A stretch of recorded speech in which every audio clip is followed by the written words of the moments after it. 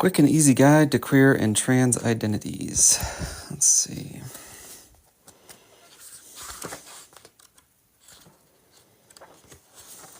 By Mady G and Jules Zuckerberg.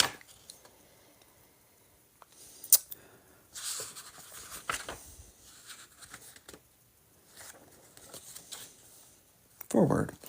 A quick and easy guide to queer and trans identities is an engaging, funny, well-written, and deeply thoughtful guide to the world of gender and sexual identity. This is a very rich topic indeed, one that has particular resonance for me. When my child told me that they were gay, I was fine with it. I knew lots of gay people. It was a non-issue. A couple years later, he told me that he was trans, meaning transgender. I was fine with that because I love him and I trust him. But the truth was, I didn't know much about what being trans meant. Over the past almost decade, I have been fortunate to have him as my wonderful, compassionate, and patient teacher, something I'll always be grateful for. This book reflects much of what I've learned from him. Here's what I've gleaned so far. The journey to learn about oneself, especially in the sphere of gender and sexual identities, is a long and interesting one. There are similarities between people who embark on this journey, but it's also different for everyone. Hey, thanks for the gift, and welcome in. What works for one person might not work for another. Everyone has the right to figure it out for themselves. What pronouns they want to use, how they want to dress, and whether they want to dress like that every day, or whether they like to mix it up. Whether they want to take hormones or not, and also how much. When they want to come out and how they want to do that, and much more. Also, don't put yourself in a box, especially someone else's box. Let yourself grow and change and learn. That's what being alive is all about. From Roz Chast, the cartoonist, author, and mother.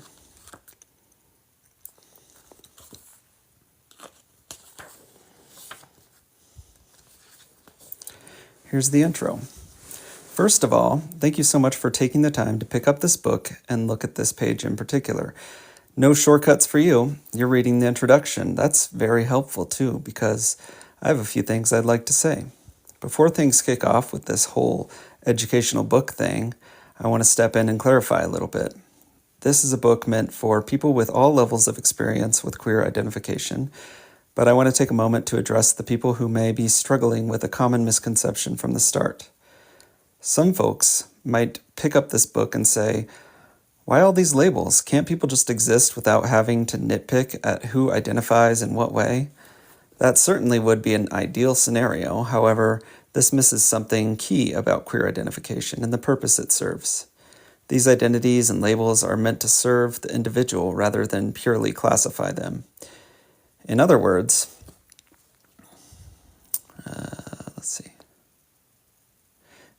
we define these identities, and they do not define us. The main purpose of self-identification and classification is to foster community and counteract feelings of confusion, otherness, and shame. The same principle holds true in other areas of psychology. A feeling is much easier to handle if it has a name set to it and can be identified.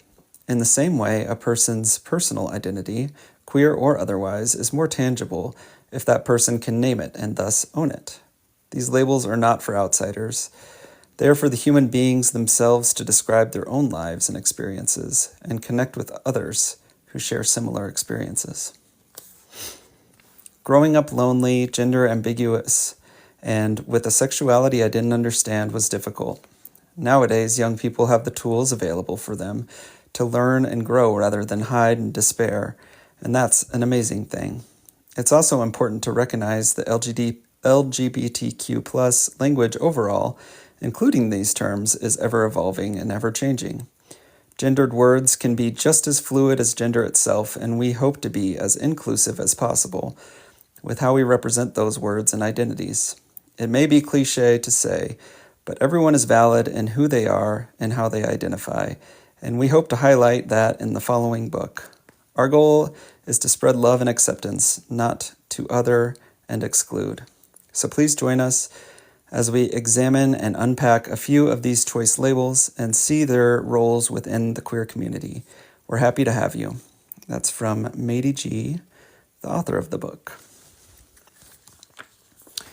And the book is highly illustrative, so most of the words were in the intro and the foreword and the outro, but it's more of a graphic novel format. So we're out here in the forest with a bunch of people gathered around the fire under the moonlight, and someone says, "Who are they?" Oh, they got a little queer shirt on. I don't know. I've never seen humans like that before. Oh, it's these snails that are talking, not the people.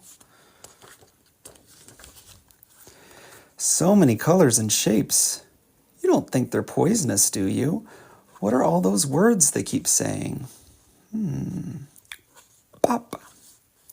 Hey there, what's up?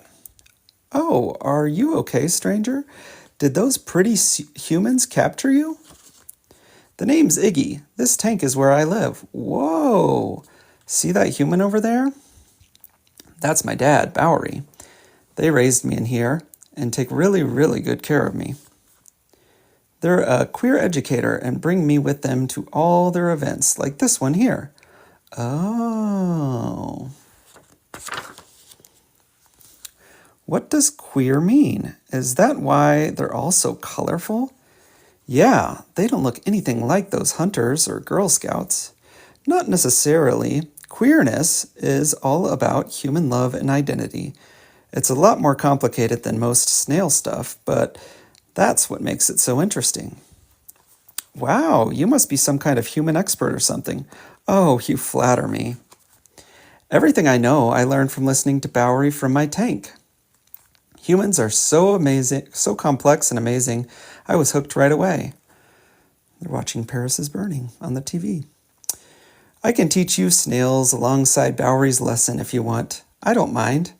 We snails do love to learn. That would be amazing. Alrighty then, new curious buddies, let's dive in. All right.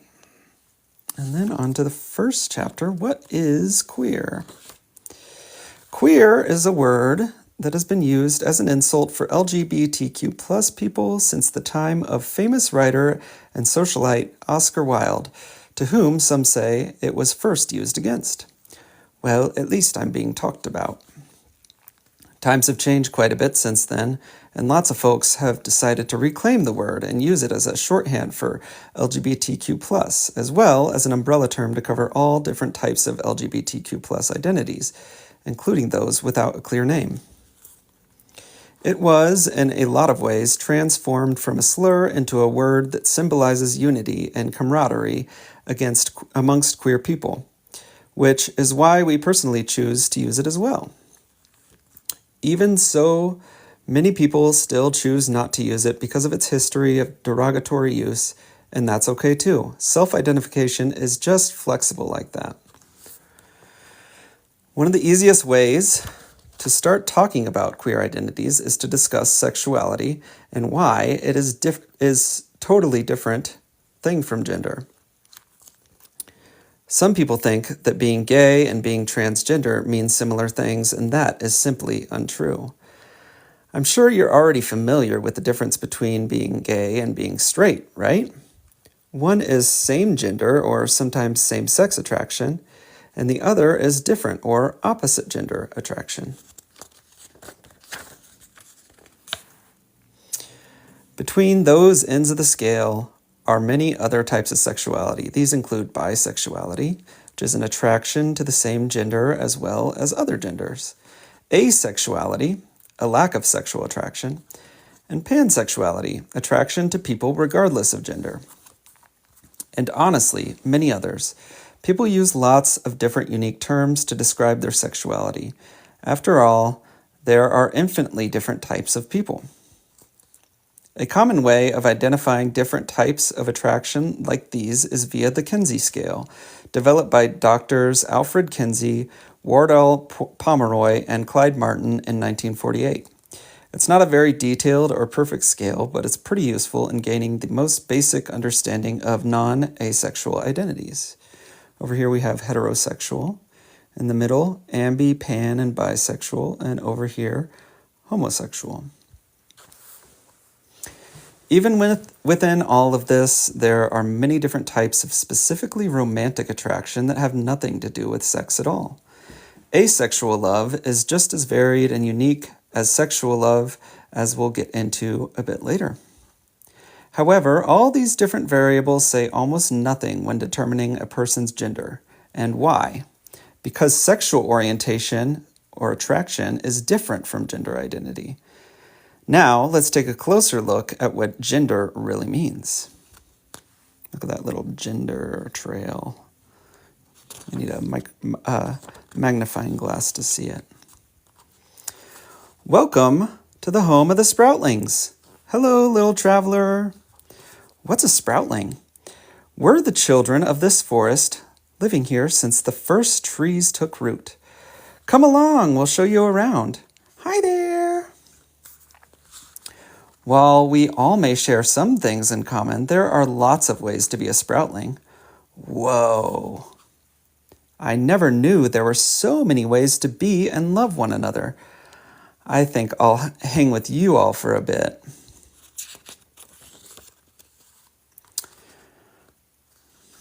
What is gender identity? Let's start by talking about gender versus sex. Back in the old days, people used to use these terms interchangeably, but now we have a more modern and nuanced understanding of what they truly mean, physically and psychologically. Gender is the social, cultural, and mental state of being male, female, a combination of the two, or neither. It has to do with how somebody feels rather than what they look like.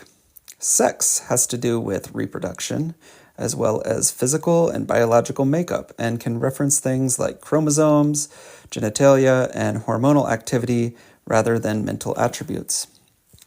It can also refer to acts of physical intimacy that generally involve one's genitalia, i.e., having sex, etc. Ooh la la. Lately, the entire concept of biological sex has begun to be debunked as well. Look at that. It's being debunked on that rock. Historians and biologists such as activist Julia Serrano and science journalist Claire Ainsworth are finding that the sheer number of variables involved in determining somebody's sex can be very inconsistent, and it would be far more accurate to classify people by using those individual variables instead. Chromosomes, hormones, genitalia, and internal anatomy can vary in so many different ways that lumping people into male and female sexes doesn't make much biological sense for humans. Transgender folks often use terms like assigned sex or designated sex to describe how a person has been referred to at birth rather than just the word sex on its own. AFAB, meaning assigned female at birth, or AMAB, meaning assigned male at birth.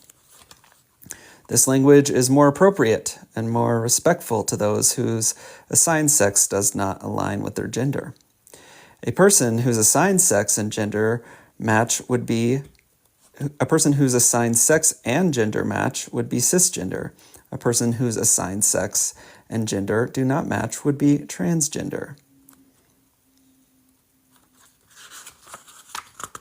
I love the little backwards hat on the shell. So cool. Gender exists on a spectrum just like colors. Some people like to describe this as a linear spectrum, but in reality it's quite a bit more broad. We have female and male on this axis, neutral and male and agender and female and gender fluid all over the place between all those. These spectrum designs both have one commonality, however, the inclusion of binary male and binary female genders as a baseline. Binary is a term meaning involving two things, and in this case, the two things are male and female. If a person identifies solely as male or female, that would mean that they have a binary gender. If a person identifies outside that binary and has a gender that is not solely male or female, that person would be considered non-binary. Pretty simple. Non-binary people can have genders that go all over the spectrum, and can even reject the spectrum completely. There are infinite combinations of male and female that can be felt and expressed, as well as the complete lack of gender altogether. People who feel that they do not have a gender, like Bowery, are often known as agender people or neutrois. If you want to be French and fancy, I'm probably not pronouncing neutrois, maybe, if you want to be French and fancy. Some feel more genderful and some feel genderless. Some feel gender fluid, but everybody pretty much just wants to live their lives. Self-labeling in these ways can help a person feel more grounded in their identity, as well as find other people with similar emotions and experiences. The world is home to such a vibrant rainbow of people, so why not genders? Can I share something with you? Sure. I've always admired how comfortable you are in your self-image and identity. It's really given me confidence and inspiration. Honestly, I'm not quite sure who I am entirely. I've come a long way, but this journey is far from over. It may never be, and that's okay. I had no idea you felt that way. Now, what's gender expression? Talia said, I had sex ed in 5th grade, so when do they have sex ed now? I heard they lowered the age. Let's see. My kiddo had it in 5th grade as well. And it's still pretty incomplete. So we did some additional education outside of that. We got the book, what is it called? Sex is a Funny Word. That is also a graphic guide. We also got this book at the same time and all read it together. But I would recommend that. Sex is a Funny Word. And maybe I'll pick that up and do another reading of that because that's really good information. And I learned a ton of it from it as well. But it's much more inclusive and holistic education. For ages, we've been taught that there are boy things and girl things. This logic is flawed overall, but here we're going to focus on appearance. Most people will agree that there are classically female and male types of clothing, but why must that be the case? Look, there's society over there. It all comes down to nothing but societal expectations, really.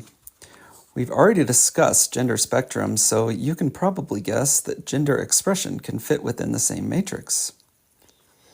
A person can dress in a classically feminine or masculine way, as well as in a more neutral or androgynous way. These aesthetics can be changed or combined in any way somebody feels fits their personality. I agree. There are also a myriad of different gender presentations that play with these societal boundaries, such as hard femme, soft butch, soft mask.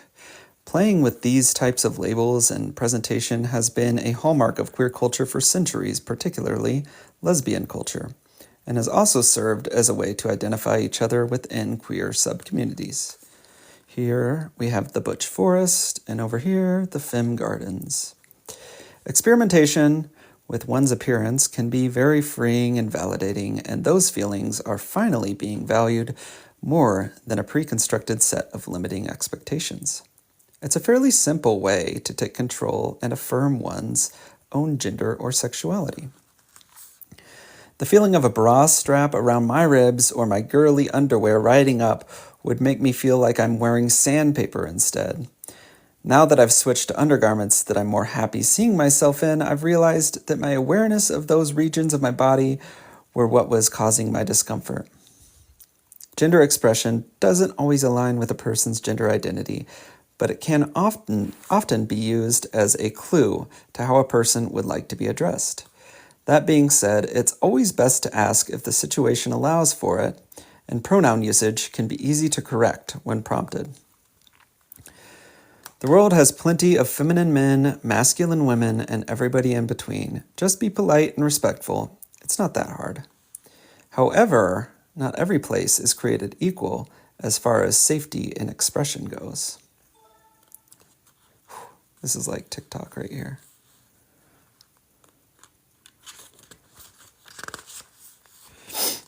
There may be times in which people are forced to stick to outdated societal expectations in order to appease others or even preserve their own health and well-being in a potentially dangerous environment. This doesn't invalidate a person's emotions or identity. It's all about survival. We must all use our best judgment. If you want to experiment with your own gender presentation, a good way to start is on holidays like Halloween or at fancy dress parties. Costume occasions can be a great gateway into experimenting with one's personal appearance without attracting too much attention, especially unwanted negative attention that can come from more judgmental or bigoted people. If you like playing video games or are active online, then changing your avatar or character around can be a safe and easy way to experiment as well. If you're feeling insecure about buying new clothing, you can take a trusted friend or family member along with you while shopping for moral support. Exploring identity and expression doesn't have to be done alone, and having an empathetic ear as well as a second pair of eyes for style can make a world of difference. Here's a significant memory from a friend to add a little perspective.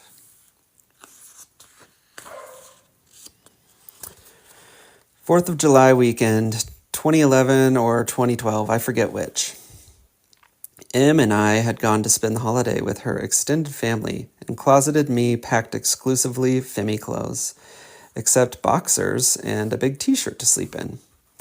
One of her male cousins proceeded to inappropriately come on to me, creating an inhospitable environment for me, Em, and honestly, everyone there. We gracefully bowed out early to celebrate escape on our own back at her house. As soon as we arrived, I remember clear as day turning to Em and saying, "Now that we're here, alone, I can be myself, a gosh dang gentleman." I changed out of my skirt and tank top and into my boxers and tee, and the feeling that followed was such secure, indescribable, becoming whole bliss. I couldn't place it at the time, but I'd be chasing that feeling again for years to come.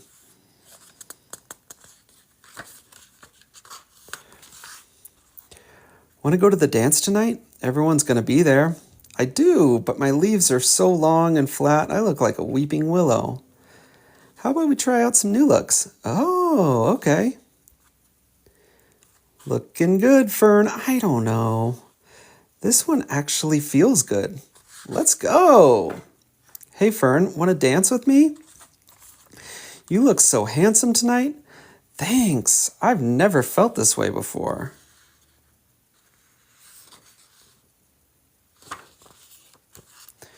What does dysphoria mean?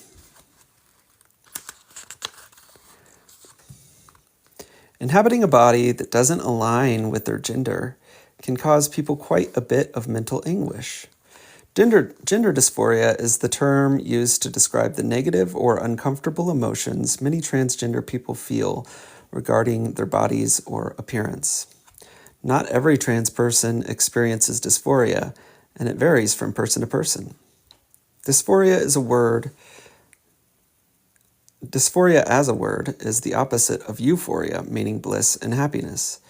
This is appropriate considering how severe and depressing gender dysphoria can be.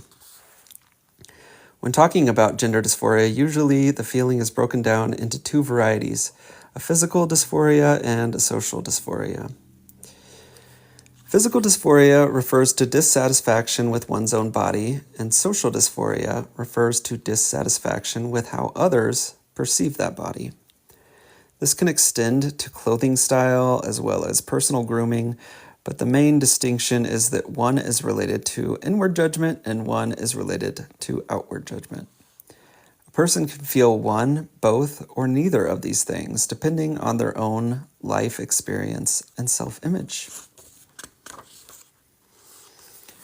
A type of dysphoria that has only recently begun to be discussed is non-binary dysphoria. Dysphoria can manifest in some unique ways for some non-binary people that might not be shared by those with binary genders. Levels of dysphoria can shift more fluidly and can include dysphoria about having a human body, period. Some, not all, non-binary people feel some kind of connection with non-human characters because they feel those things are less gendered than a human body. For this reason, those kinds of non-binary people particularly enjoy things like aliens, robots, and other non-human representations. It's not uncommon for transgender people of all types to identify with some non-human avatar, but it's particularly common for younger, non-binary trans people.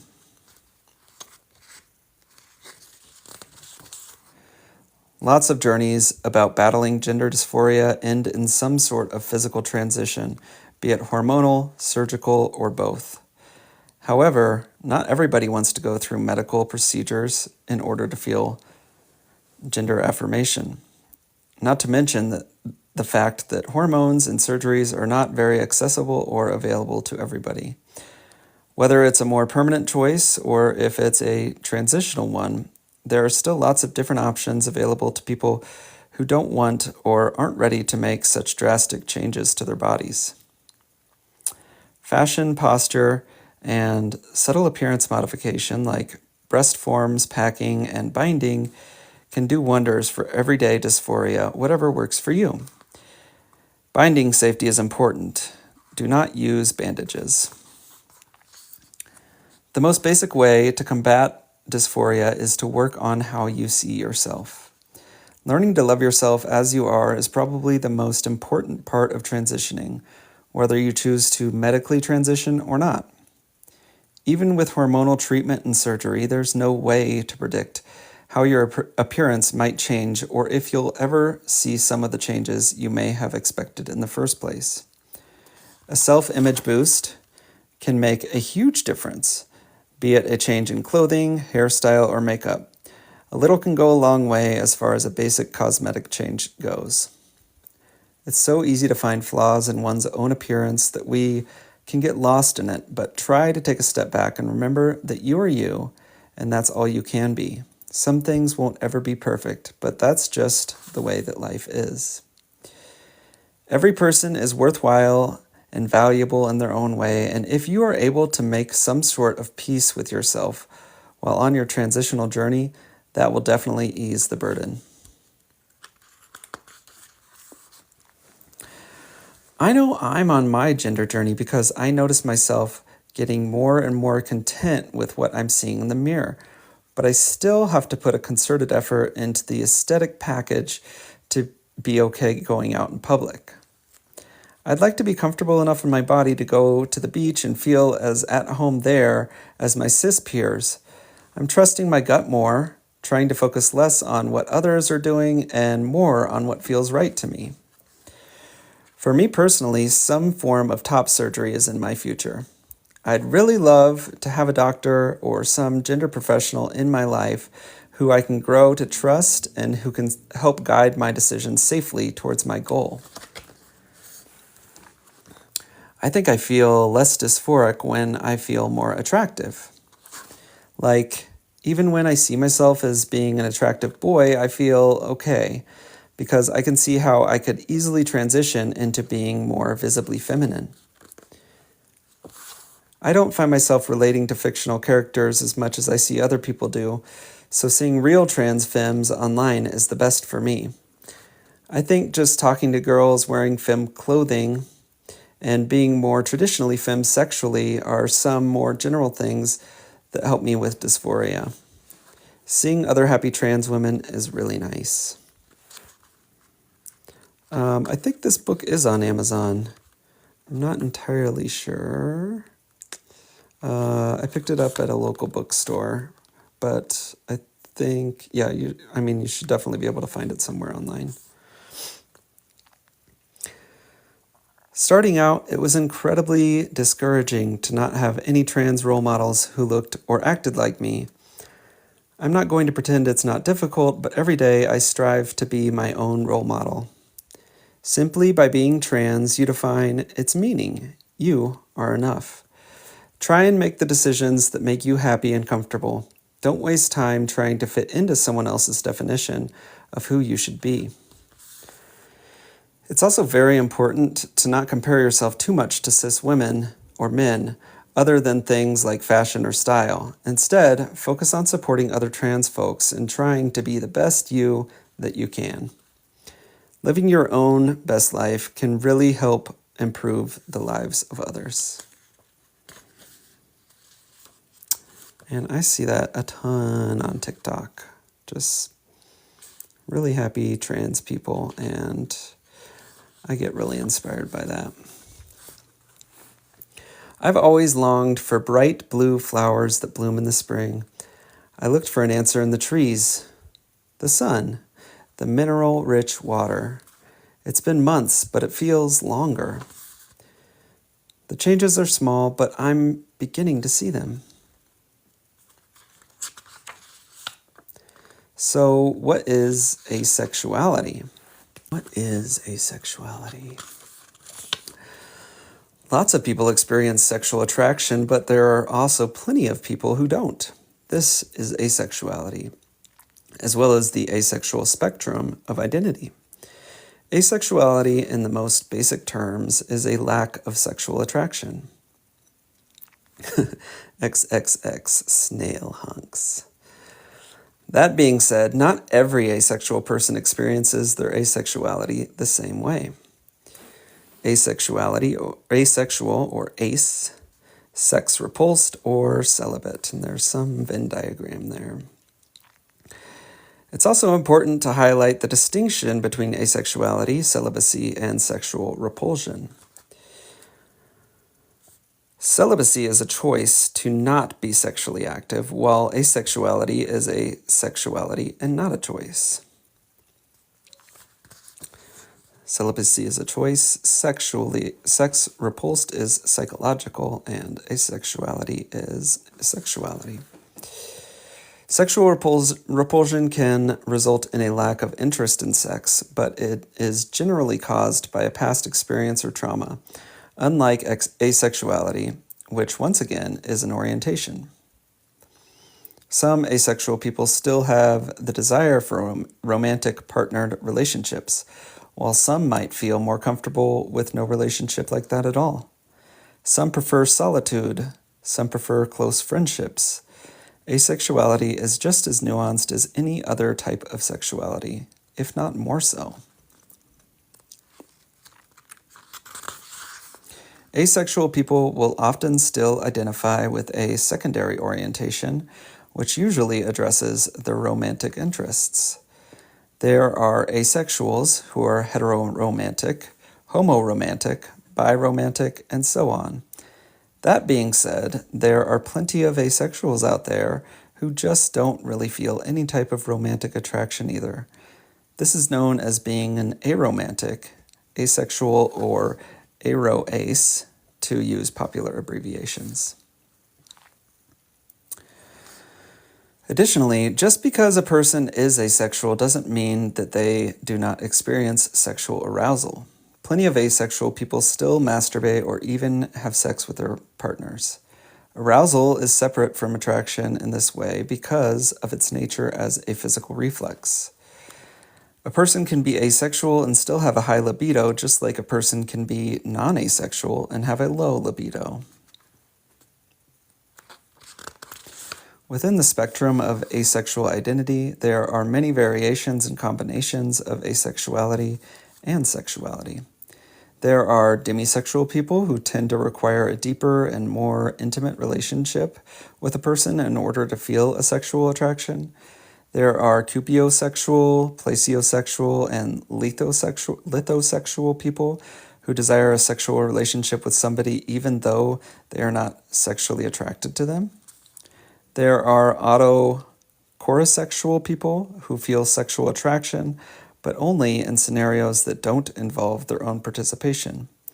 There are even gray asexual people who generally do not feel sexual attraction, but have a few exceptions or personal limitations.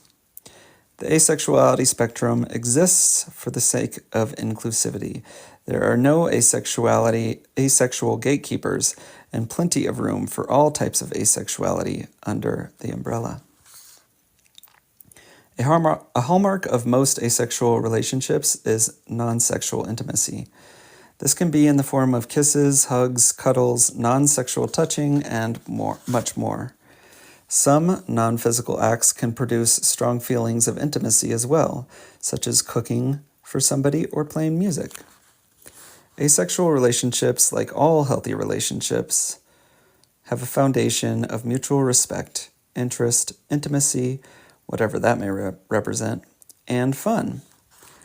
Asexuality has only recently been really given the attention it deserves in science and media, and as a result, more and more information about it is and will continue to be available.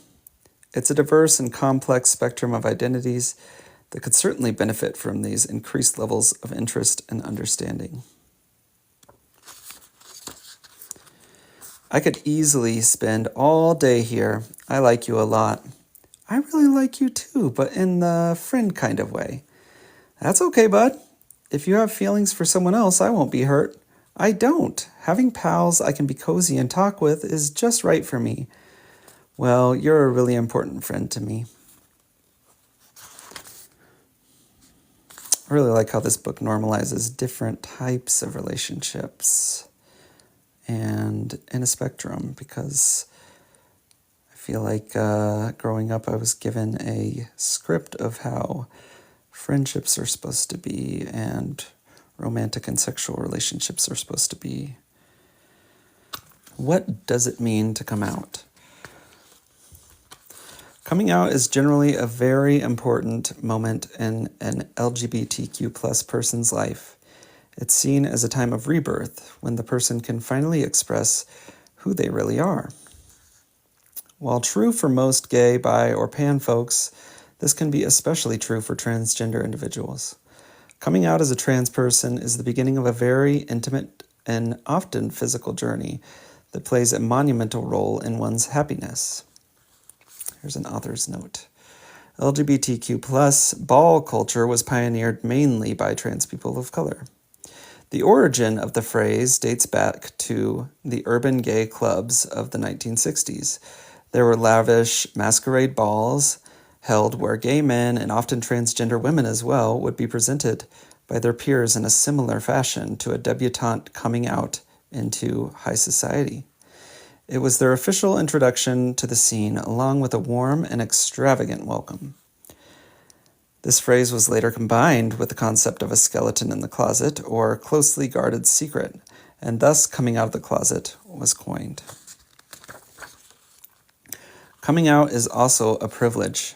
There are many environments in which a person may not feel safe exposing such intimate details about themselves. This could be in a work environment, amongst judgmental peers, or with closed-minded family members.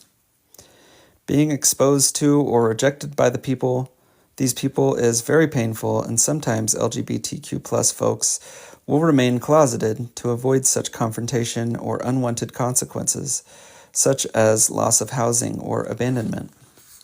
However, in some LGBTQ plus communities, closeted people may be stereotyped as lying or weak, but this is not really the case in reality. The act of coming out is a big step in any LGBTQ plus person's life, and it requires thought and courage. Nobody should be forced to come out before they are ready. Pressuring somebody to come out or outing that person without permission is both insulting and invasive, a gross act of disrespect and sometimes even dangerous for the person who's being outed. If somebody is taking their time coming out, it's probably for an important reason. A person also might choose to only be out to their friends and not their family or coworkers. It's important to respect whatever boundaries a person sets regarding their sexual or gender identity. As far as a coming out technique goes, there is no real right or wrong answer, and everything depends on a person's situation. This being said, there are definitely a few things to keep in mind. Self-respect. You cannot control anybody's reactions, but you can control how you confront those reactions. Keep your head held high, understand that there is nothing wrong with you and that you deserve love and respect no matter the outcome of this big reveal.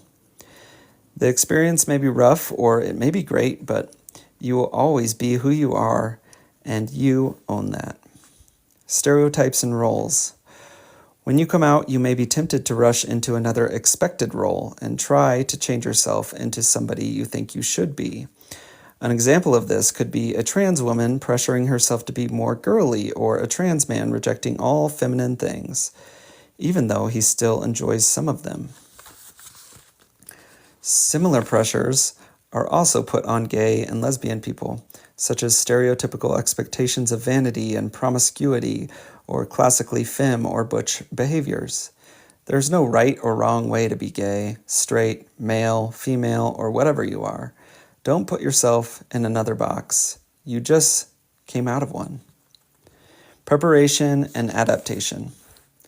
There is no way to know how things will go before you actually come out, but you can always prepare for likely outcomes. Do you have friends or family members who will support you? Who can you count on if things go sour? Are you comfortable with yourself beforehand? How much are you prepared to educate people? These are all important questions to consider before coming out, and being able to adapt to multiple outcomes will be a big advantage both in coming out and in life overall. And there's no need to rush. A safe and more comfortable way to start would probably be to try coming out to one very close friend and eventually branching out into being more public. Coming out can be a lengthy process for some and might evolve as life goes on. A person might find their personal labels fluctuating and want to come out multiple times for different things, like somebody who comes out as bi as well as trans. This is very normal, and a person's connection with their sexual or gender identity may never fully settle. Once again, everybody is different, and that's one of the things that makes the LGBTQ+ community so vibrant. All this information can sound a little scary, but it doesn't have to be that way. No matter the outcome or whatever decision you make, you will grow and blossom into who you're meant to be, and that's an amazing thing. Try new things, take some chances. You might be surprised at what you discover and what feels right. I had way more fun at the dance than I thought I would. Yeah, I was surprised and excited to see you so happy and carefree. I felt more myself than ever. I'm not sure if I'm ready to tell anyone, but I think this is who I want to be from now on. A fuller, curlier fern. Thanks for trusting me, Curly Fern. Take the time you need. Meanwhile, let me know if you want to talk about it more together. Right now, all I want to do is dance. Here are some relationship basics.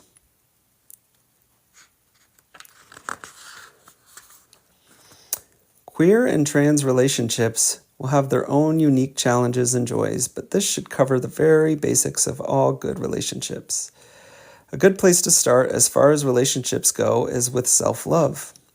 Self-love isn't the same thing as narcissism. It means that you accept and value the person that you are and take proper care of your mind and body.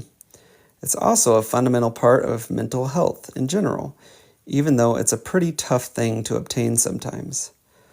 Let's look at some things to focus on if you want to feel confident in your own skin. Respect your body. Keep yourself clean, well-rested, and well-fed as best you can. Eat healthy foods, get enough sleep, and get some exercise. A comfortable body can give you more energy to feel those good, confident feelings. If you struggle with self-harm or substance abuse, know that you're not alone and there are resources at the end of this book to help out. Date yourself first. It's important to know how to be comfortable by yourself. Getting used to enjoying your own company is a good way to get to know yourself and build your self-esteem. That way, you know that you are a capable, interesting, fulfilled person on your own and don't need a partner to complete you. People are not two halves of one whole. They're two whole people who hopefully make each other's lives better. Spread the love. Spend some time helping others and you'll probably feel very valuable and appreciated. Nothing boosts confidence like doing a little good. Who knows? You might meet somebody cute you have things in common with while doing it. Self-love takes a bit of time for some people, especially those who have issues with their self-esteem. It will always be worth it, however, to stay conscious and give it your best try. Even if you have some roadblocks in your daily life that can slow you down like money, family problems, or grief, a little spark of self-love can make a world of difference, not just in the context of relationships. It also is not generally a good idea to be emotionally impulsive when dating. Rushing to find a relationship can cause a lot more heartbreak than it's worth. Although, there are some scenarios where people have gotten together in some sort of whirlwind fairy tale way. That isn't necessarily a realistic or healthy expectation. The odds are that the person you have a crush on in high school won't wind up being your soulmate. I won't say it's impossible, but it's definitely unlikely. Better to let relationships develop naturally as you meet and spend time with people who have things in common with you. Forcing a relationship to develop with somebody you may not be compatible with can get messy. Take a few steps back first and see what could slip you up. If you rush into relationships, you might find yourself getting involved with somebody you could regret. Not everybody is the way they seem at first glance. Acting on romantic impulses too quickly can put you in some dangerous situations. Snip, snip, snip, snip, snip. It's not a very good idea to go on dates with people you don't really know or trust yet. It's also important to know how to recognize red flags and warning signs. Here are some tips to help you recognize some nasty, poisonous traits. It's generally a bad sign if your partner acts jealous whenever you hang out with other friends or family. Your partner isn't supposed to be the main focus of your life, and there is no reason for them to expect you to give your attention to them and them alone. A good partner would show interest in your friends and hobbies rather than trying to change them or isolate you. An abusive partner will often try to gain control of as many aspects of your life as possible. Do not let a partner dictate how you dress, who you associate with, or how you express yourself unless your own behavior is clearly harmful to others. A partner is there to support you, not control you. It's cause to be wary if somebody asks you to be fully committed to them or proposes marriage early on in a relationship within the first few months. This is often a tactic to claim a partner and thus gain control of them. A gaslighting partner will always be twisting the truth. This partner will try to distort your experiences and rewrite your memories. If you clearly remember the way something happened and your partner tries to convince you otherwise, or if they often dramatically play the victim in an argument, it's likely that you are being gaslighted. Your partner should not be keeping basic details about their life a secret from you. They also should not be ashamed of having you for a partner or telling friends, peers, or family about you. This does not show trust or affection, and behavior like this should be treated with caution. Folks who behave in these toxic ways can exist in any community of people. Don't think that people like you wouldn't behave this way. It's a good idea to monitor yourself as well in case you ever start to show any of these nasty traits too. Set an example for how you would like others to treat you. A good relationship often feels like a friendship, but a bit deeper. It's built on trust, respect, and personality, as well as aesthetics in many ways. If you genuinely care for and respect one another, talking to your partner should never feel daunting or unsafe. Love is less about finding somebody and more about developing relationships. Taking a friendship or crush to the next level Love is less about finding somebody and more about developing relationships. Taking a friendship or crush to the next level, maybe. It's also a-okay to get rejected. Everybody does, no matter who they are. Attractiveness and aesthetics are all relative, and so many different circumstances can cause a rejection. Don't sweat the small stuff and move on at the pace you need to. As long as you and your crush understand each other and talk about things, any awkwardness from the rejection sort of fades away after a while, in most cases. Breakups also sometimes need to happen, whether they're forever or for a week. It's okay to take some space away from somebody if you need it, and vice versa. It's also equally fine to not be friends and never talk again. It all depends on the kind of relationship, like most things do. Breakups can also allow former partners to build amazing friendships. Exes can become great and trustworthy friends if things ended on the right terms. There's also nothing wrong with getting back together later on as long as everybody understands the situation and consents totally. Stalking somebody to get them back would be an example of what not to do. Finally, the most integral part of a healthy, happy, and functional relationship is good communication. This especially applies when arguments inevitably pop up. It's a myth that good partners shouldn't fight. Disagreement is all a part of asserting one's own personality in a relationship. The issue is when disagreement turns aggressive or toxic. While disagreeing is inevitable, keeping it from blossoming into a big, stinky fight takes a little finesse. Make sure you start from a clear and calm mindset. If you aren't feeling calm, it might be a good idea to take some space and have a little more time out before starting a discussion. Also, be sure to come from a place of respect. Your partner should be your ally, not your enemy. If the latter is true, it might be time to reevaluate your relationship. In order for a conflict to be resolved neatly, both parties need to be solution-oriented. There is no point trying to solve a problem that you didn't want solved in the first place. Focusing on winning a fight will only bring trouble, and resentment is rotten. Try your best to let the little things go. Name-calling, personal jabs, and physical violence are dirty tactics. Don't stoop to them. Aftercare is very important too. Make sure that both of you end on good terms if possible, making it clear you still care for one another. Successful discussions are best left without cliffhangers. Phones only function when both receivers are working similarly. Communication doesn't work unless both people hear what the other has to say. If you keep that in mind, your romantic relationships might just go a bit more smoothly, as may your friendships. Every day I grow closer to you. At first, this was a good thing, but now it's harder to take time for ourselves, for our friends. I thought in order to feel whole, we needed to be together always, but I realize now this isn't good for us. I love you, but we need space to grow together again. I've been thinking the same.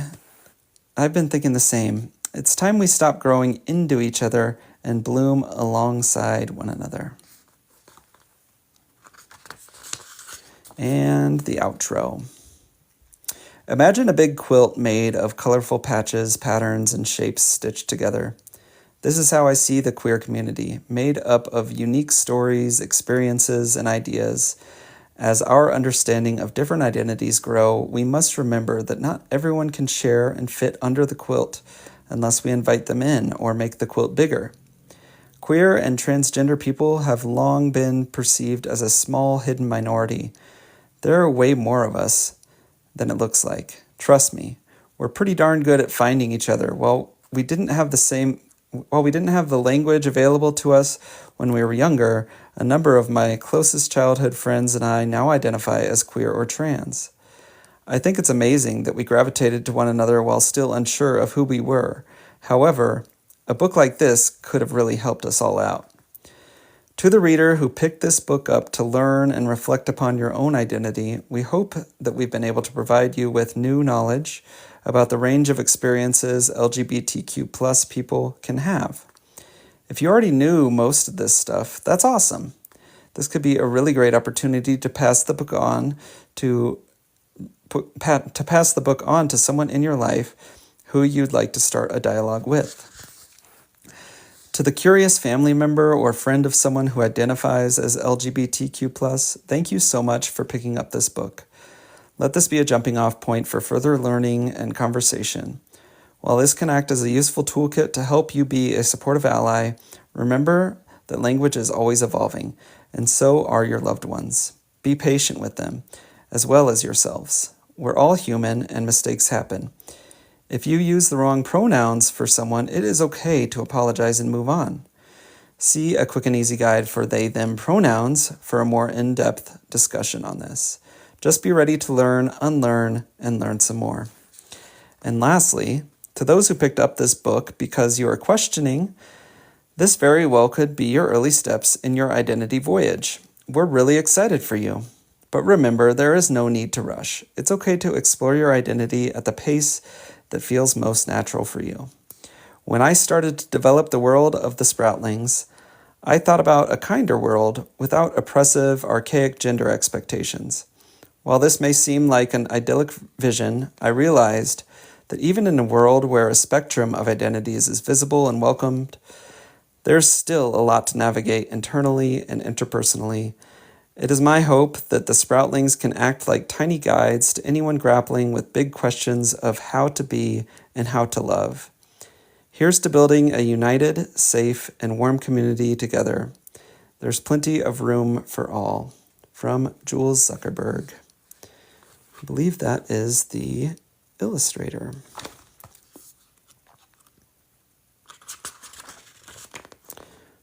Ooh, design a pair of friendship jackets. Create patch designs, draw on pens, and add embroidery. These designs can take a stance on something you care about, spread some awareness, or just be fun and expressive. Design them yourself with a pal, sibling, or anyone else. That's cute. Then there's some Dear Past or Future Self journaling pages.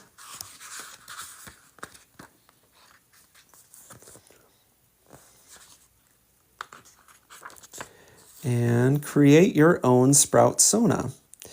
If you were a sproutling, what would you look like? There's plenty of room to be inventive as you design your sproutling self. We can't wait to see them. Think of some critters you like. Try mixing them together. Add some plants you like, or make leaves and foliage out of shapes you enjoy. Your authors had a blast designing their own. Introducing Sproutling. And here's a how to make a mini zine. Do you have a story to share? Want to teach others something? Let's start out by gathering materials you'll need. Paper, scissors, pencils, and any art supplies you enjoy. Now find a flat workspace to fold your zine on. Fold the paper in half 2 times. Fold one more time. You can do it like this, or go back to your first fold. The fold may be neater this time. Unfold completely, cut here, do some folding. Find your cover and fold pages behind. You made a zine. If you want to share your zine with the world, the next step is distribution. Go to your local print center or library, make some copies, and you're ready to go. You can take your zines to small press fairs, local comic shops, or just carry them in your bag to hand out wherever. You can also scan and publish your zine online. Just be sure to credit yourself and be respectful if you're sharing a story that involves friends or anyone other than yourself. Have fun. And then there is a list of online resources.